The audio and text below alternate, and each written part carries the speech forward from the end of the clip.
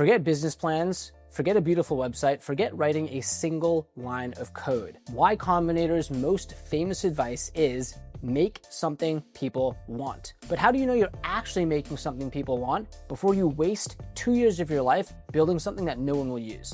Hey, I'm Arjun, founder and CEO of doola.com, a Y Combinator-backed startup that's raised over $13 million. Y Combinator has a 3-step playbook for validating any idea. I'm gonna give you that exact playbook. Step 1, find the watering hole of pain. The trap here is most founders start with the solution instead of starting with the problem. And then they wonder, why doesn't anyone want this? Well, it's because you have a solution in search of a problem. It's called CISP. Instead of, and the right solution here, is to start with the problem and go to the watering hole and find out what pain people actually have. Some examples here, you can go to subreddits, you can go to a Facebook group, you can look at the comment section, it could be a WhatsApp group chat. These are the watering holes where people are aggregated talking about issues they have. Now here's a quick hack. Literally go to Reddit, type in what your business does, we do LLCs, and you can literally come up with 3 blog posts by looking at the top 3 posts. Here's the key insight. You aren't inventing demand. You are finding where it is already aggregated and where people are screaming in pain. Step 2, run the problem interview. Here's the action step. Go find 10 people from that watering hole you were just in and do a user interview with them. But now here's the thing. You are not supposed to be a salesperson. If you are a salesperson, you're going to get biased feedback. You need to be a therapist. You need to dig for the pain. Here are 3 questions you can ask. Tell me about the last time you faced this problem. What solutions did you try to use to solve it? And what did you hate about those solutions? And let me give you the ultimate hack. This book changed the way I thought about user interviews. Read the mom test. I'll summarize it for you now. If you ask your mom if your business is a good idea, well, you should never do that because your mom loves you. Your mom's going to say, oh, honey, that's a great idea. Oh, honey, you're working so hard. But your mom doesn't dictate whether you have product market fit. If anything, your mom's going to lie to you. It's the harsh truth. So let me actually just go through and I'll put this on the screen, some bad questions to ask and some good questions to ask. These are questions that pass the mom test. Bad questions. What do you think of? Do you ever? Do you usually? Would you consider? Good questions. When was the last time you? Talk me through your process. How much did it cost? Will you sign up right now? The key insight here isn't that you shouldn't talk to your mom or you shouldn't talk to customers. It's that what customers or your mom says isn't actually what they mean. Your mom might say, oh, honey, your business cooking idea is awesome. But what she means behind the scenes is, I would never use this. But she's not going to tell you that. Again, what a customer says isn't necessarily what they mean. The right questions and acting like a therapist to dig for the pain is how you uncover the truth. Steps 1 and 2 require you to be in the trenches, swimming in the watering hole and then talking to users. You can't be doing admin. The second you realize, wait a second, this is an actual problem people face, you need to become a real business. And that's exactly what Doola does. Get a bank account so you can get paid, which is the sign of a business.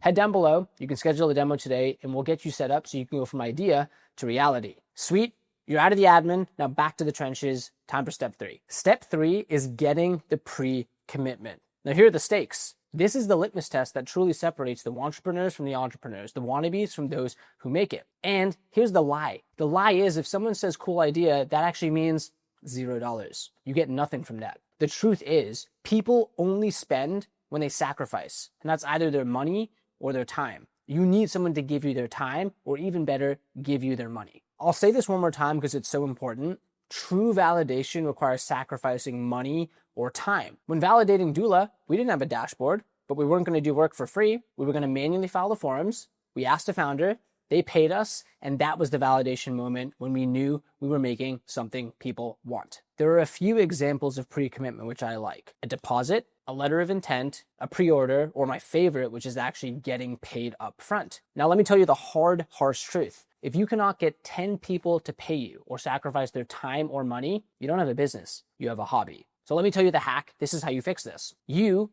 ask someone, do you want to pay for my solution?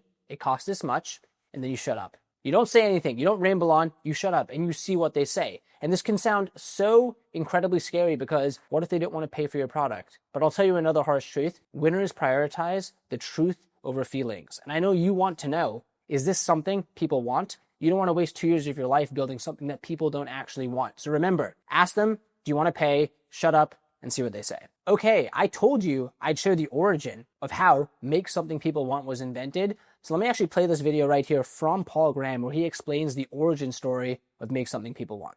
Artix was a separate company that we started with the stupidest idea. This is how I learned about bad startup ideas. This was where the idea Make Something People Want came from, because that's what we learned from making Artix, because Artix was something people didn't want. What was it? Artix was it was basically software to put art galleries online, like some gallery online so they could sell their stuff. But that is not how galleries sell stuff. It's not like people look through all images of all the paintings, costing $50,000 and then click on add to basket and check out with their credit card. That is not how art is bought and sold, even now. And we thought, the internet's obviously the future. We were right about that part. And we would go and tell these galleries, you ought to be online. And they'd be like, what's online? When we demoed them Artix, it was also usually the first time they had ever seen the web.